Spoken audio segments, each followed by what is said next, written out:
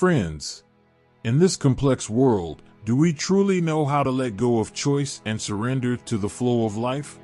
Laozi's wisdom teaches us that a life without constant choice is true freedom. When we release our attachment to outcomes, letting go of personal preferences and expectations, we can truly merge with the natural rhythm of life and experience profound peace and joy. Yet, in modern society, we often find ourselves trapped in a web of choices, trying to control everything, only to end up lost in desires and fears, unable to find genuine tranquility. In this video, we will dive into the wisdom of non-choice. You'll discover why making choices is, in fact, a form of resistance against life, while embracing non-choice is the only path to inner harmony. The video will guide you on how to gradually release inner attachments and return to a natural, effortless state. In this state, everything in life becomes simpler and more natural, and you'll realize that happiness and peace emerge quietly in a life of non-choice. Join us on this journey to discover the effortless power of Wu Wei, or non-action, in life. By understanding and practicing Laozi's wisdom of non-choice, you'll find that inner peace is no longer out of reach, but something to be experienced and enjoyed in each present moment. After watching, try applying this wisdom in your daily life, allowing yourself to become more relaxed and at ease. The first question. Small Siddhartha once wisely said that Osho is a girl. My feelings also. Many times you have said as much, and your ways of surrender and passivity echo the essential female in Lao Tzu. If choice was possible, why did you assume a male form for your final showdown? The first thing. Small Siddhartha is not so small, he is one of the ancient ones. His words may be that of a child, but his wisdom is not. Watching small Siddhartha, you can understand why Lao Tzu was thought to have been born old. Siddhartha is born old. When he says something, he knows something exactly, that's why he says it. He is right. The final showdown is always of a woman. The form of the body does not matter. The form of the inner being is always that of woman, whether it is Buddha, Zarathustra, Christ, or Lao Tzu. It makes no difference. The final showdown is always that of the feminine being, the feminine mystique. All aggression disappears, all violence disappears, one becomes total receptivity. That's what a woman is. One becomes a womb, one becomes such an infinite womb that one can contain the whole universe. That's why Hindu concepts of God are more of the mother than of the father. They are meaningful. If choice was possible, why did you assume a male form? In fact, choice is always male. To choose is to be male, not to choose is to be female. To accept whatsoever happens is to be female. To receive whatsoever is given with gratefulness is to be female. To complain, to grumble, to grudge, to choose, to have one's own say is to be male. Whenever you want something to be according to you, you are male. The ego has entered. The ego is male. So choice is not in fact possible. Femininity means surrender. One moves like a white cloud with no mind of one's own. One accepts and one accepts joyfully. One delights because all directions are his, all forms are his. How to choose? What to choose? Choice means rejection also, and choosing something. You reject something. In every choice there is a rejection. If you want to be the whole, how can you choose? You have to be choiceless. Remember that the more you choose, the more the male mind enters into you. The less you choose and remain in choicelessness, just leaving all to existence itself, the more feminine you become. And the mystery is this, that when you become feminine, all happens to you, not part. You are no longer living as a fragment, you live as the whole. That's why there was no choice for me.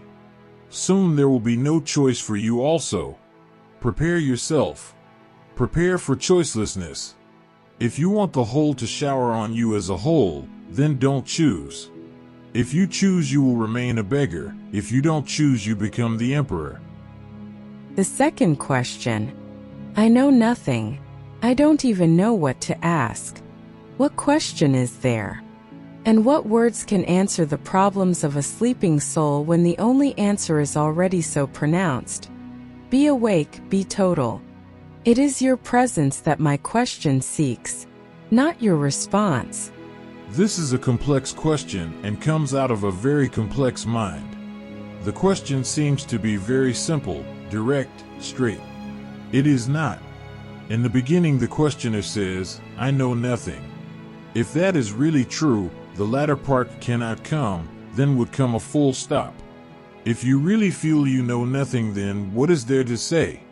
Full stop. It would have been enough. But no, then knowledge comes in. I know nothing, I don't even know what to ask. What question is there? And what words can answer the problems of a sleeping soul when the only answer is already so pronounced? Be awake. Be total. All this is your knowledge. If you have really heard as you say you have, that the only answer is so pronounced, if you have really heard it, you cannot be ignorant. If you have really heard it, then how can you say that you are sleeping?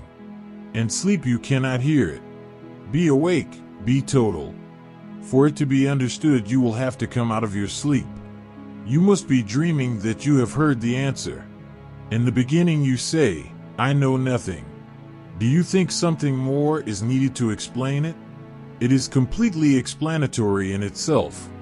Nothing more is needed, nothing more is to be added to make it more clear. In fact, whatsoever you add will make it more murky and puzzled. I know nothing is so simple. But no, you know well that this is just a trick. You know that you are playing a game of ignorance to appear wise, because you have heard that people who are wise say that they don't know anything at all. You are being clever. This cleverness will kill you. This cleverness is not going to help. If you know nothing, you know nothing. And if you know nothing and you can remain with your ignorance, you will feel my presence, because when someone is ignorant, that someone is vast, infinite. Ignorance has no boundaries, only knowledge has boundaries, only knowledge has limitations. Ignorance has no limitations, ignorance is infinite. Knowledge is closed, ignorance is an opening, an infinite opening. Knowledge is noisy, ignorance is silent. There is nothing to be noisy about, there is nothing to fuss about. One is ignorant, finished. Then one is really ignorant, and then your other words that follow could not follow, they simply could not exist with ignorance. No, you are trying to be wise. You say, I don't even know what to ask. What question is there? From where are these words coming? Out of your ignorance? And what words can answer the problems of a sleeping soul? You already know everything. You are a sleeping soul. No words can answer your questions when the only answer is already so pronounced. You have already heard the answer as well, and you know the answer. Be awake, be total. It is your presence that my question seeks, not your response. If you are ignorant, there is no need to seek my presence. It is already there. In your infinite ignorance, without boundaries, you meet me, you meet the whole, you meet God, you meet Tao. You have not known the beauty of ignorance, no. You are trying to pretend to be ignorant, but your knowledge won't allow you to. It comes in between, it is always there surrounding you. Even if you say that you are ignorant, you will make that ignorance appear very knowledgeable. You will decorate that ignorance with knowledge. Ignorance is naked, nude, you cannot decorate it, only knowledge is decorated, polished. Knowledge is like a whore, always on the market, for sale. Ignorance? Who will purchase ignorance? To whom can you sell it? Nobody needs it. In fact, everybody has already got it within him. There is no need to decorate it. It is like night, dark, silent, not even a single movement. Words cannot exist with ignorance. So whatsoever you say in the first part you destroy in the latter part, and by the end of your question you have destroyed it completely. Don't play the game with yourself, because nobody else is going to be deceived by it except yourself. It happened that a disciple was with a Zen master for many years and nothing happened. He tried to do whatsoever the master said, but still nothing happened because in fact he was not trying, he was pretending to try. He was just showing that he was trying, he was playing a game, he was not sincere. Then he started asking others what to do. I do everything, whatsoever the master says, and nothing happens. Somebody said, it will not happen, it is difficult, it is almost impossible. If you really want it to happen, the only way is to die. The man had by this time become such a practitioner of pretensions that he said, I will do it. He went to the master to see him. Suddenly, when the master looked at him, he fell on the ground, closed his eyes, and pretended that he was dead. The master had a hearty laugh, because you can pretend many things, but how can you pretend that you are dead? It is the last of absurdities. The master said, right, you did well, but one question before you disappear completely. What about the koan, the problem I have given you to solve? The master had given him a problem to meditate upon, the very basic problem that if you want to create sound with one hand, how will the sound of one hand sound? The pretender opened his one eye and said, Master, that I haven't solved yet. The master hit him hard, kicked him, and said, You hypocrite, don't you know this much? Don't you know that dead men don't answer any questions? You are dead, but immediately you answer a question. If you are really ignorant, then all the other words that you have written are false, useless, futile, meaningless, gibberish. But if they are meaningful, then whatsoever you have said in the beginning is a pretension. That's why I say the question is complex. And then you want my presence. A presence cannot be desired. You have to wait for it, you cannot want it. It is a free gift, whenever you are ready it is given. And your knowledge won't allow you to receive my response. The man is saying that he is not in any way interested in my answers because he knows the answers already. He is a man of knowledge. He wants my presence. But what have you done to earn it? Just by desiring, do you think you become capable? Then why are these others trying to get my response? Are they fools except you? In fact, to pass through response is a training to reach to the presence. You ask a question, I respond to you, and by your questions will drop. Not that you will become more knowledgeable. If you become more knowledgeable, then more questions will arise. No, if you really listen to me, if you try to understand me, not the words, but the space between the words, not the lines, but the space between the lines, not what I say, but that which I mean. If you understand it, you will become ready, and by questions will drop. And when a non-questioning mind arises, suddenly my presence will burst upon you. These answers are to make you ignorant. These answers are to bring your knowledge out, to help you to unlearn it, but it all depends on you. You can gather my answers without listening to the meaning. You can gather the words, but they will become more and more of a burden of knowledge on you, on your head. Then more questions will arise, because every answer is capable of creating 1,001 questions. Then you miss the point. Then you are not in fact here with me. You have been on your own trip, your own ego trip. It is not my trip, it was your trip. You were not with me. If you really listen, just through listening, questions will disappear. And whenever one day it happens that in your mind there is not a single question, that is the point when you can say, I know nothing. You will not even know enough to ask a question, because to ask a question is to know something. How can you ask a question without knowing anything? Even to ask a question, a certain knowledge is needed, otherwise how will you ask? If you ask, who is God? What is God? At least you know something about God, otherwise the question cannot arise. A child cannot suddenly ask, where is God? No, first he has to learn that God is, that God created the world, then through this learning the question will arise. Questions are not out of ignorance, questions are out of knowledge. When questions drop, you have the infinity of ignorance, a dark night, beautiful, velvet-like, infinite. You are in it, dissolved as completely as a drop in the ocean. Then you feel my presence. Knowledge is the barrier. And you say that you are not interested in my response, then you are destroying the very bridge. Then you will not be able to feel my presence. That will become impossible. First you have to allow me to kill all that you know, to destroy it, to demolish something which has gone wrong within you. Only then can I be creative. Presence is a creative phenomenon. My answers are just destructive. They are to destroy something. They are to rediscover your ignorance and with it, the infinity. If you can become totally ignorant, you have taken the first step to becoming totally wise. Totality is the bridge. If you are totally ignorant, then totality has already happened, and totality is the bridge.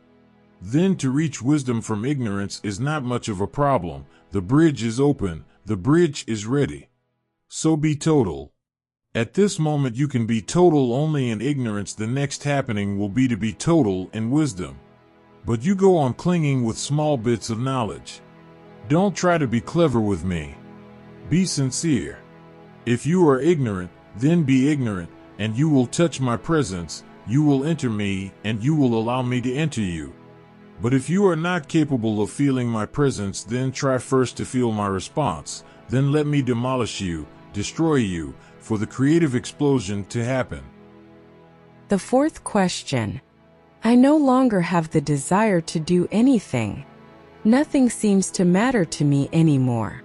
Life is so much effort. The body requires food and suffers constant physical discomfort. The ego wants attention. The mind continues its constant movement. I often think about how nice it would be to die. Is committing suicide just an escape from life? Is there any reason why one should not commit suicide? Many things have to be understood. The problem is very delicate. First, if you no longer have the desire to do anything, how will you desire suicide? It is a desire. How can you commit suicide without desiring it?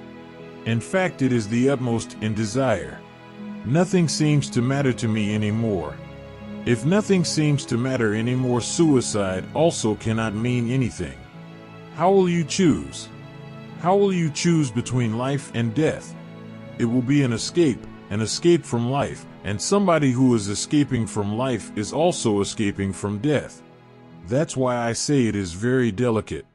If you are fed up with life, if you are really tired of life, if you don't desire anything, you are bored, then your suicide will have a negative quality to it. It will be just boredom, a fed-upness. It will not be a real suicide. It will be negative, it will be futile, and you will be thrown back into life again, because life is a discipline. You are here to learn something.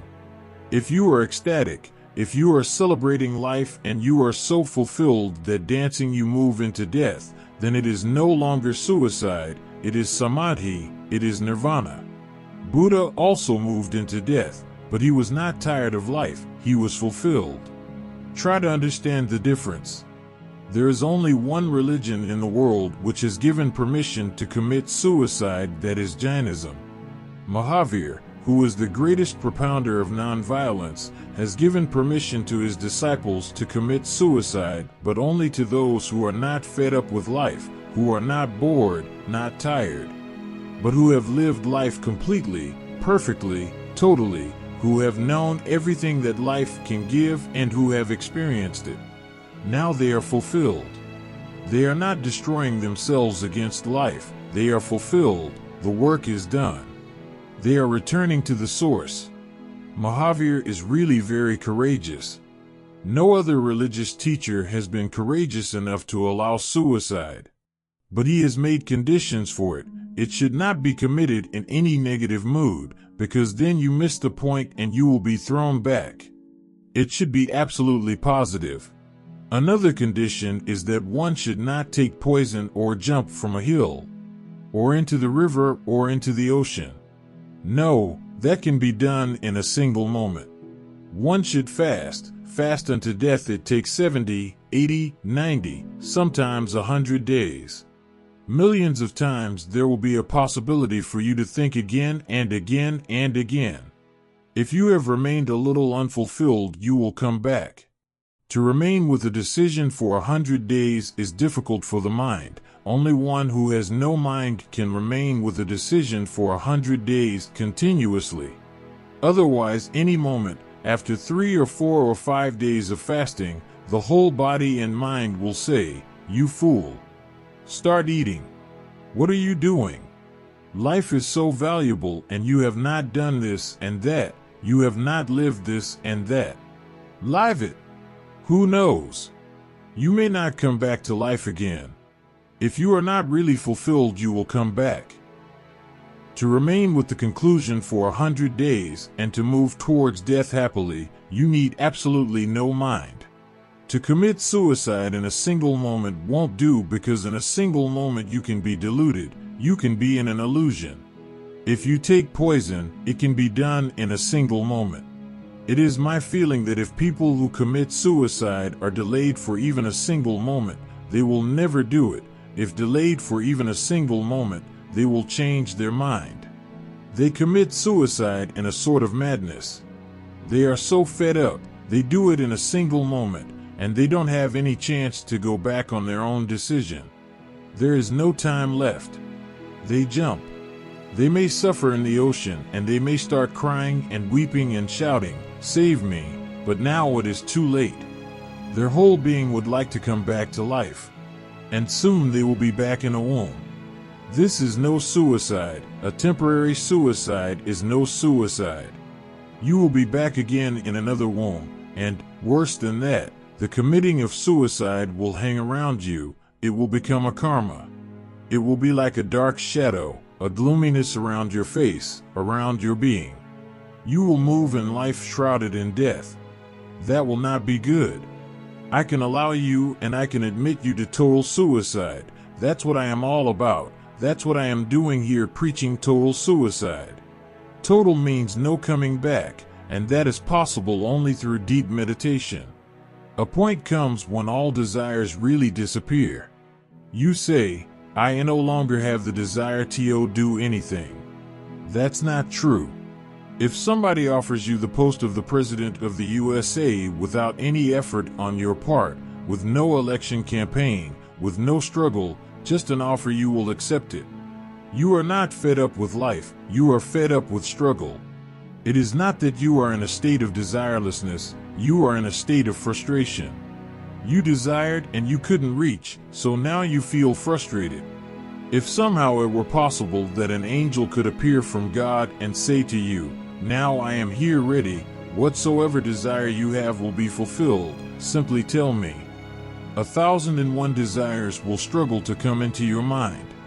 And if he says that you can choose only 3 desires, you will be at a loss as to what to choose and what to leave. You will go mad. Frustration is not desirelessness. Always remember that anything negative is dangerous. Everybody feels frustration. You cannot come across a man who has not sometime or other contemplated committing suicide. Life is such a struggle. Love is a struggle. Life is a struggle. Everything is a struggle. One thinks many times about suicide. It gives a temporary relief. Psychologists say that every man of intelligence, I am not talking about idiots, every man of average intelligence thinks about committing suicide at least 10 times in his life. Thinks sincerely and seriously, contemplates it at least 10 times, that is the minimum. Why? Because life is such a struggle that many times you would like to drop out of it, return the ticket, go back home. But that is a temporary phase. It helps. Just thinking that you can commit suicide, that if all other ways are closed, at least one way is open, it helps. It relaxes the mind. You go to sleep, and in the morning when you are again going to the shop, you have forgotten all about it. Just the feeling that if everything fails, there is one thing always left for you, you can at least commit suicide, was a temporary relief. If everything has become a bondage, there is the hope that you can commit suicide, that is your freedom. Man is free to commit suicide. No other animal can commit suicide. No other animal is so free. You are not free to be born, but you are free to die. In India there is a higher stage, the stage of devas. Devas are not parallel to angels in Christianity. No, angels belong to fairy tales. Devas are in a higher stage of consciousness. Animals are absolutely in bondage. They cannot commit suicide. Man is a little freer. He is not free to be born. He is not free to come into life, but he is free to go out of it. Devas are free both ways, free to be born, free to die. Animals exist with both ways closed. Man exists with only one way open, and devas are in a higher state of consciousness where both the ways are open. They can enter into life. They can go out of it. Entrance and exit are both open. They have more freedom, a little more freedom. If you want to commit suicide, think whether it is because of desirelessness or not. If it is because of desirelessness, then from where is the desire to commit suicide arising? And if it is because of desirelessness, you will not ask me, you will simply do it. If you have really lived, then you are fulfilled. Then will you take the trouble to come here and ask me? For what? Maybe you are frustrated and you would like something to console you or somebody to console you. Maybe you are afraid of the very idea of committing suicide, so you want me to say, no, don't do it, so the responsibility is with me, not with you. But I am not that type of man. I say, if you really want to commit suicide, then do it, but then why are you here to ask me? A young man came to ask me whether he should get married or remain unmarried. That is just like suicide, the same problem. Should one commit suicide or should one remain in life?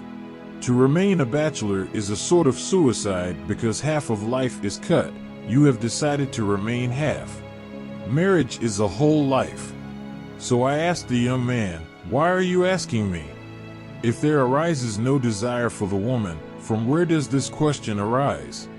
Drop out of it. It's okay. There is no need to go into marriage. But if the desire arises, then go and get married. Then he asked, then why didn't you get married? I told him, because I decided. But I never asked anybody about it. I have never asked anybody about anything. One should be responsible. I have never asked anybody a single question about life. What is the point? If I have the clarity, I move through it. And even if I err, that's how my life has to go, through mistakes, through trial and error. But I never throw the responsibility onto anybody else. If you want to commit suicide, do it. No, you don't want to commit suicide. You want me to say, this is very bad, this is a great sin. Don't commit suicide. Then you can hang on me, on my shoulders. You are frustrated, everybody is frustrated. But if you escape from life through frustration, you will be thrown back. If you really want to escape, then understand life, live it to the very end, so that the whole illusion is known and you discover that the whole of life and its hopes are just like dreams. Then you can come out of the dream. Then suicide will not be suicide, it will be samadhi. Then you don't commit only the body to death, you commit your mind to death as well. You become mindless. Then there is nothing to come back. I no longer have the desire to do anything. Nothing seems to matter to me anymore. Life is so much effort. It is, but it is good because through effort you grow, you become mature. If life is not any effort, how will you mature? How will you grow? You will be just a lump of earth, dead. Life gives you shape, tone. Life gives you sharpness. In fact, everything is as it should be. The struggle is needed to make you more alive. If the struggle is not there, you will be dead before death. That's why it happens that you will always see that the faces of people who have everything in their life are pale, dead, sad, unintelligent, because they have nothing to struggle for. Rich men's sons are almost always idiotic. Rich people don't give genius to the world. No. Because genius needs struggle, struggle gives sharpness. If you are rich and your father has everything, You have nothing to worry about, so you simply live and vegetate. How will you grow? How will you become mature? Life is so much effort. Don't say that. Life has to be effort. The body requires food and suffers constant physical discomfort. What is wrong in that? Would you like to have a body which doesn't need any food? Yes, sooner or later science is going to have that plastic bodies. But can you imagine the nightmare of it, a plastic body with all parts replaceable? If you have something wrong, you go to the petrol pump and they simply change it. Out comes the cleaner and cleans you. Somebody pumps you, puts some petrol inside, replaces something, or says that the whole thing has gone rotten and you have to replace the whole body, so you will have to go to the garage. In a plastic body, of course, there will be no need for food and no discomfort at all. If your hand is cut off, you will not feel any pain. But when you embrace your lover, you will not feel any pleasure also. Remember, it is a plastic body meeting another plastic body. It'll be more like a collision than like an embrace. An accident. Discomfort can disappear, but with it all comforts will disappear. Pain can disappear now, that is almost within reach, and I think scientists are going to do it because the mind has a tendency, an obsession, to complete a certain thing. Now it is almost within reach. Man can be freed completely from pain, discomfort, illness, disease, even death, because a plastic body will never die. When you can go on replacing it, the very point of death is lost. Just contemplate about it a little. Just think that you have a plastic body. How will you become a Buddha in a plastic body? You will remain an idiot, because the opposites will disappear and the opposites give you the opportunity to grow. Pain and pleasure, comfort and discomfort, frustration and fulfillment, they give you the opportunity to grow. Don't try to escape. The ego wants attention. The mind continues its constant movement. Then let the ego die. Why are you going to die? You cling to the ego. You are ready to destroy the body, but you are not ready to destroy the ego. If the ego is the problem, then drop the ego. The body has not done anything to you. The body is a beautiful thing.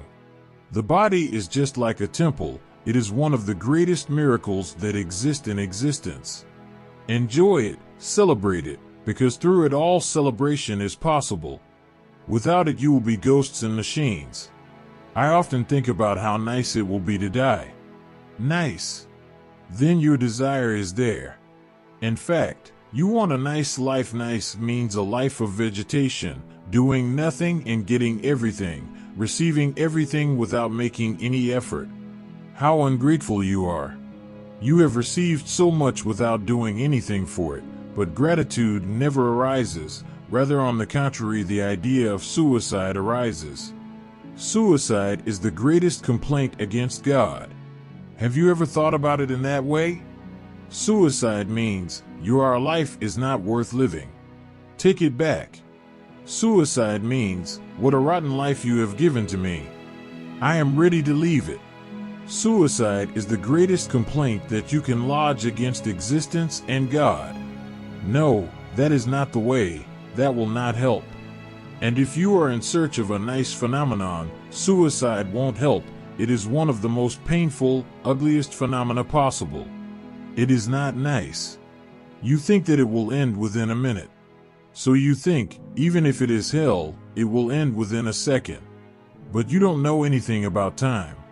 Within a second you can suffer eternity, because within a second you can enjoy eternity also.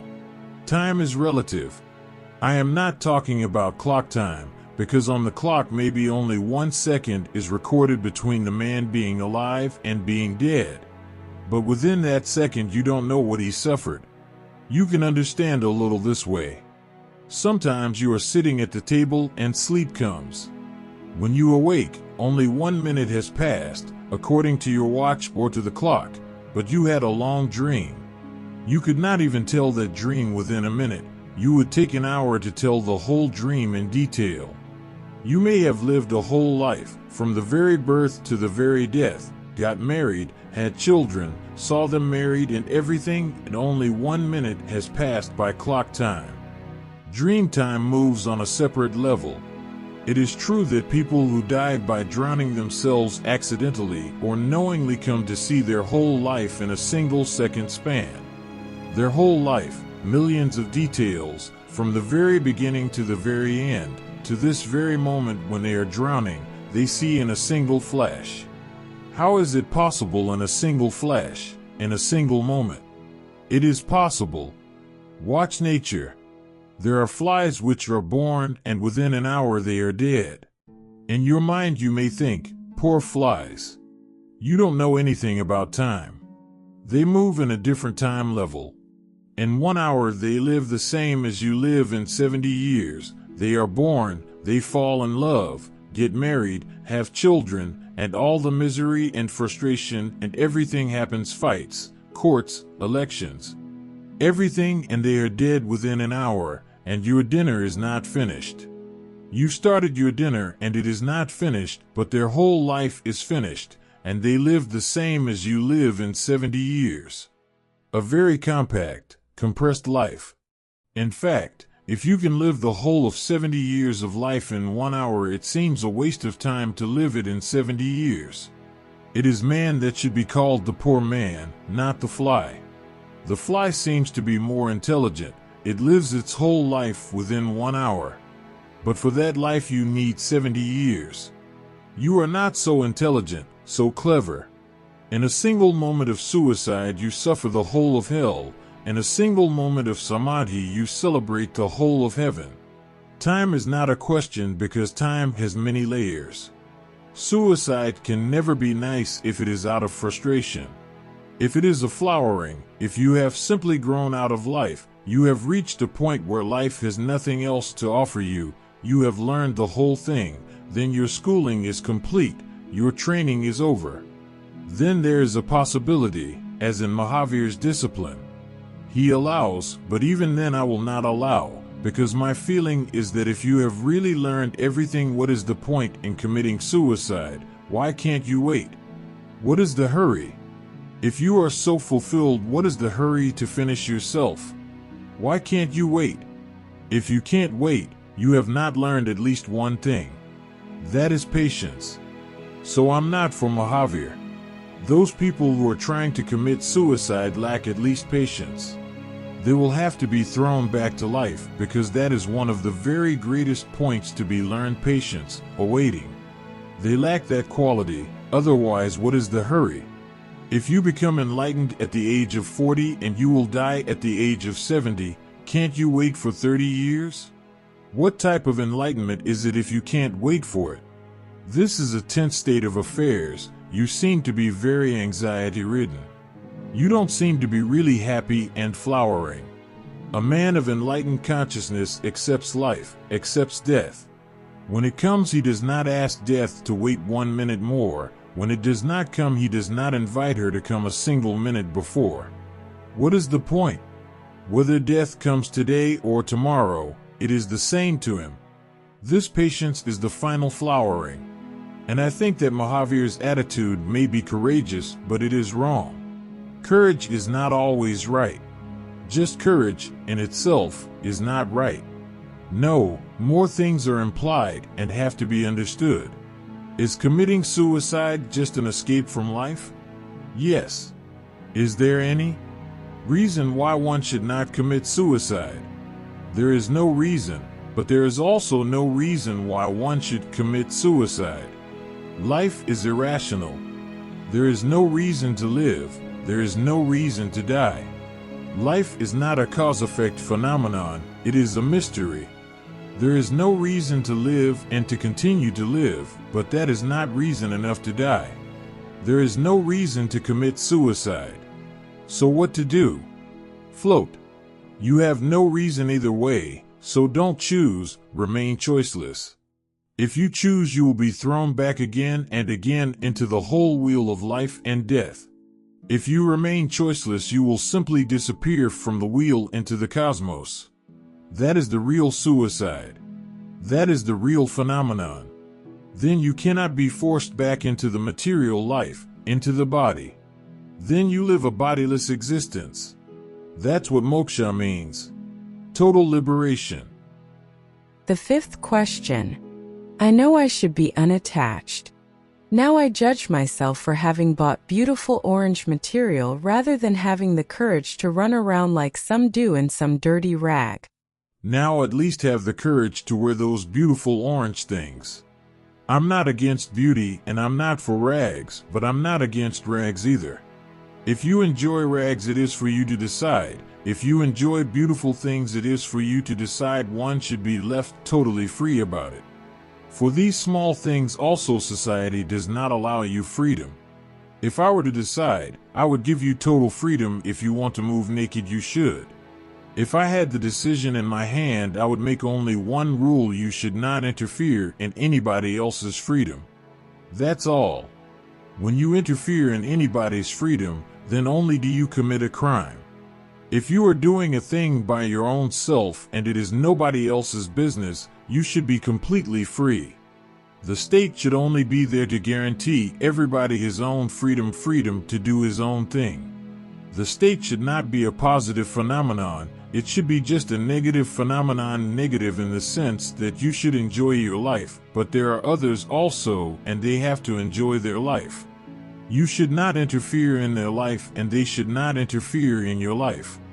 That's all the state is meant to do. It is not to create order, it is only to create a situation in which the disorder is to be prevented. That's all.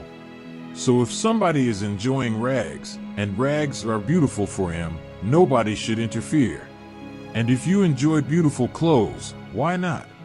Why do you feel afraid to enjoy beautiful clothes? It is for you to decide. Be courageous. There is only one courage I support, and that is the courage to be oneself. Be courageous, have the courage to be oneself, and don't bother about anybody else unless you are interfering in their life and freedom. Only then prevent yourself. Now, if you are wearing beautiful clothes, you are not interfering in anybody's life. It is for you to decide. But the mind has become such a conditioned phenomenon that it always looks at society, at what others are doing. If you live in the world of the establishment, the square world, you have to follow certain rules. In fact, nobody ever tells you to follow them, but you follow, just because of tradition, a certain conformity. You have to use a certain type of dress, you have to cut your hair in a certain way, you have to use this and that. You follow a pattern. Then if you become a hippie, again the mind starts following another pattern. Now you have to have long hair. If you don't, people will laugh. They will say you are a square. Then you have to wear rags.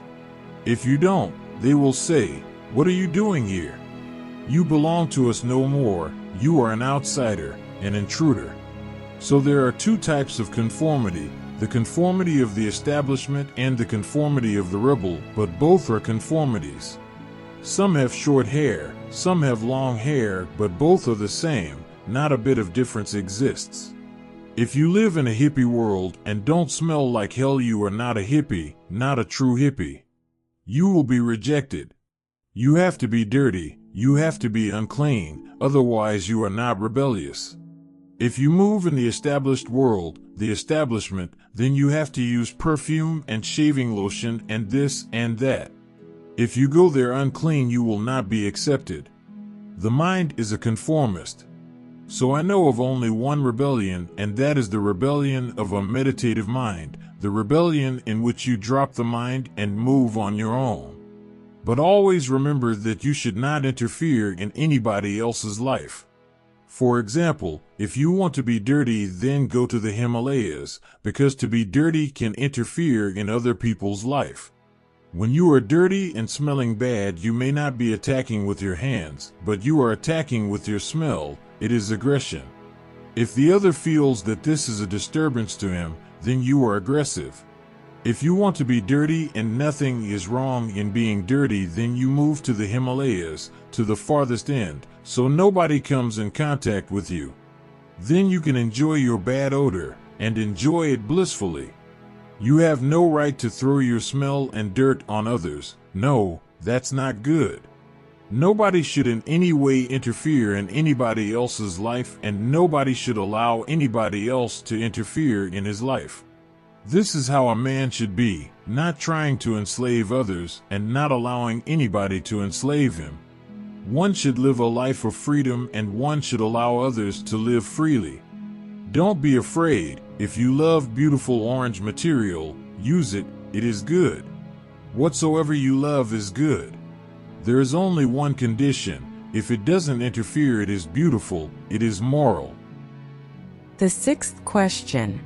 I have a question, but I can't figure out what it is. I have the answer also, but unless you figure it out, I will not figure it out. Right? The seventh question. We come out of nothingness and go back into it. The soul remains around the body if the body is buried after death, and it leaves the body immediately if the body is burnt. How is the soul related to nothingness? You missed the whole point. The soul is the nothingness. It is not related. The soul is the nothingness. The body is something, the soul is nothing. The body is filled, the soul is empty. That's why the body has form and the soul is formless, but the very word nothingness makes you afraid and scared. If the soul is nothing, then where will your ego be standing? Then no foothold is left. In fact, there is no foothold. The ego exists as a dream exists, with no foothold, with no substance to it. The ego exists like a mirage. If you move inwards, you will come to feel more and more that there is nothingness, vast space. You will not encounter anybody, you will not find anybody there, you will not find the thing called ATMA, the self, no. They are just other names for the ego, religious names, spiritual names, but names for the ego. You will not find anybody there. Nobody is there, and that is the beauty of it.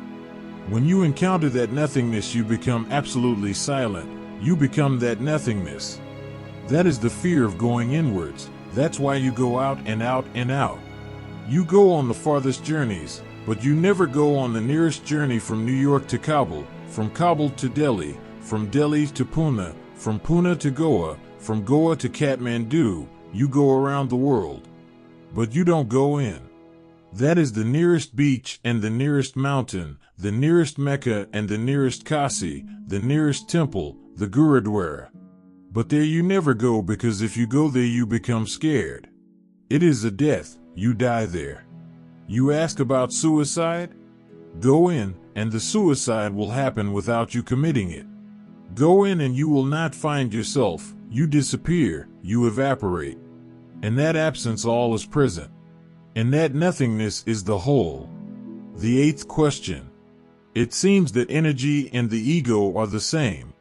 Instead of dropping the ego, should we not learn to use it? That is the meaning of dropping it. If you can use the ego, it is dropped already. Right now the ego is using you. The ego has become the master, and you have become the servant, the slave. Things are upside down in you. Dropping the ego simply means dropping the ego from the throne. Of course one has to use it. Even I have to use the word I continuously. One has to use it. If you use it, it has dropped. But if you are being used by it, then that is the problem. Dropping the ego does not mean that you drop the very word I, but when you use it there is no ego in it. The ego can be ego only when it is enthroned, when it sits on high, when it becomes the center of your whole life. Use it, it will be dropped. Drop it, you will become capable of using it. The ninth question. Can we have a tea ceremony with you one day instead of a lecture? Do you think my lecture is something else? Then you have been missing the tea that I am offering to you. The tea is a symbol of awareness because it doesn't allow you to sleep. That's all I am offering to you. You come to me and I say to you, have a cup of tea. That is the whole meaning of whatsoever I have been telling you, a cup of tea. And the last question. When you die, will you invite us to come with you? I would not like to be left behind when you go. Why should we wait for my death to come? I give you a standing invitation. I give it to you right now. Remember that if you are with me this moment, you will be with me forever. Why postpone it to the time of my death? If you postpone it today, tomorrow will be my death, and again you will postpone it. So the thing to remember is that if you want to be with me, be here and now. Don't bother about death and tomorrow. That is not the point. It is all irrelevant. Be here with me. You have received the invitation. You can then be with me forever. That is not the point to be discussed at all. If you are here with me this moment, you will be with me forever, because this moment contains eternity. There is no other moment except this. There is no other time than the present. Friends, thank you for watching this video. Together, we explored the profound philosophy of non-choice. I hope today's insights help you see that when we let go of control and attachment and fully accept everything life brings, inner peace and joy will naturally emerge. Non-choice is not passive resignation, but an active acceptance and a deep trust in the wisdom of life itself. When we stop resisting and forcing outcomes, each moment becomes more beautiful and genuine. In the days ahead, I hope you'll remember this wisdom and weave it into your life. Whatever situations arise, try to accept rather than resist, allowing life to unfold naturally. You'll find that this attitude of Wu Wei not only brings ease, but also makes life lighter and more joyful. If you found this content helpful, please like, subscribe, and share your thoughts in the comments. Your support motivates us to continue this journey of wisdom together, seeking inner peace and freedom.